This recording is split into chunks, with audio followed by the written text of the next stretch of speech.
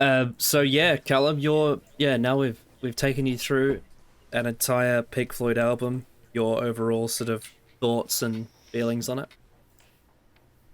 It's pretty great from Yes. Very based. like start to finish. Yeah, it's very Like I didn't different. dislike a single song like at all. All very distinct, all within the same sort of vibe, but each one is very unique. And I said this before we started that I've had a feeling that with Pink Floyd it would be unique, and I was spot on the money. Hmm. To be fair, Yep. I just didn't know how unique, and it goes above and beyond. To be honest, Yeah.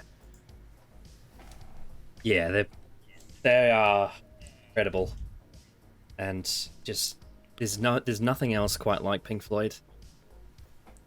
And this is only one album, Callum. This is only one album no. of their Only discography. one. Oh my god. Oh, there's so much. There's so much.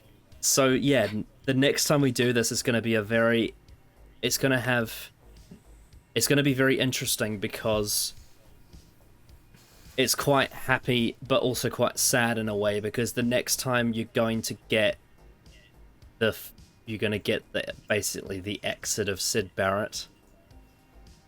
You know, the next video is when you're going to get all of his last Pink Floyd songs and when he departs from the band, which is sad. But at the same time, you're also going to get introduced to David Gilmour as well. So there's a double-edged sword to the next one, because it's you're losing one brilliant mind and gaining another, and they were like really close friends. And it's interesting to say the least. But the next time is going to be special, because it's the only one we're going to do where we have all five members as part of, songs written and performed. So yeah, I guess you got that to look forward to. Yeah, what are your thoughts? Because the next album we're gonna listen to a whole bunch of singles, but the next album from 1968 is called A Saucer Full of Secrets. Sort of, what are your thoughts going into that next time?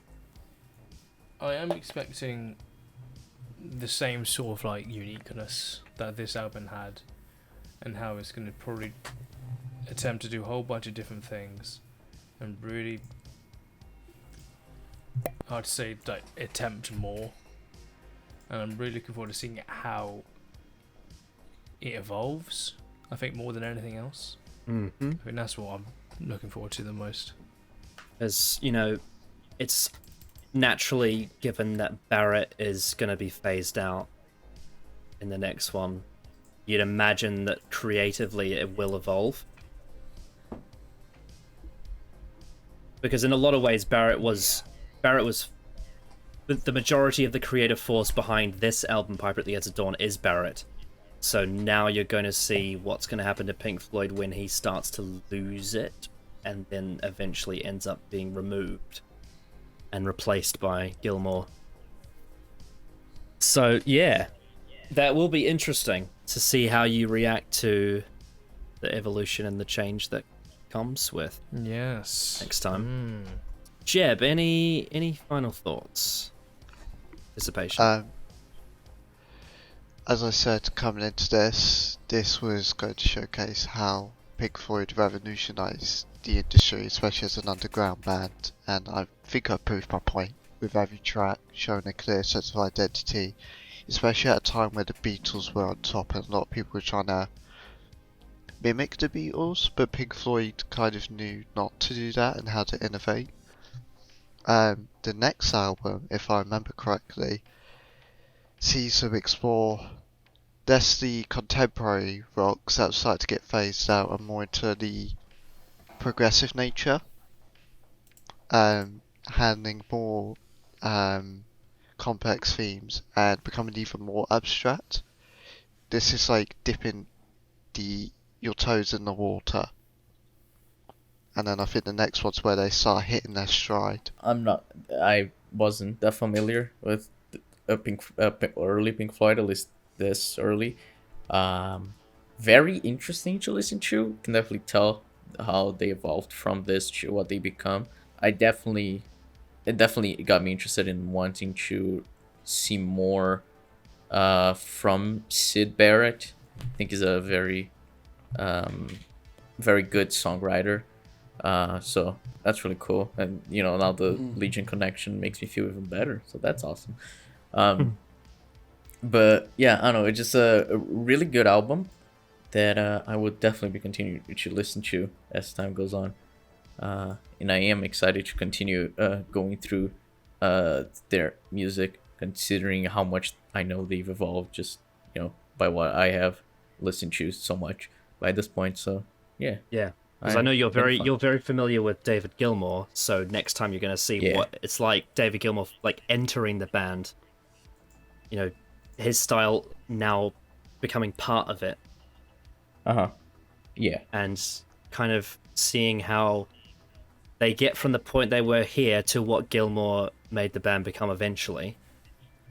It's like, because if I think about this album and I think about Gilmour's sort of like peak of control, they're very different.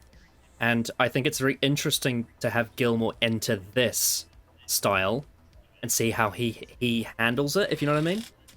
Yeah. And that's one of the most interesting things about when we get to the next one. And one of the things that I have, I think is fascinating. Tin, your thoughts, final thoughts on Fire Forgets the Dawn and then what comes next? Pretty much a Pink Floyd newbie at this point. And like most of us have listened to is like pretty much after this, so like Dark Side Moon, but also all this is still pretty much new to me, and yeah, it's been interesting seeing some of the early stuff, and as well as a lot of Sid Barrett stuff, because a lot of my stuff was probably with David Gilmour. So yeah, it'll be interesting actually seeing how we get to there from here, how the sort of overall style of a band evolves and how the music evolves, and yeah, that'll be interesting to see. Yeah, this was good to see. Yeah, fantastic. All right then. Well, with that said, we will see you all next time for a saucerful of secrets.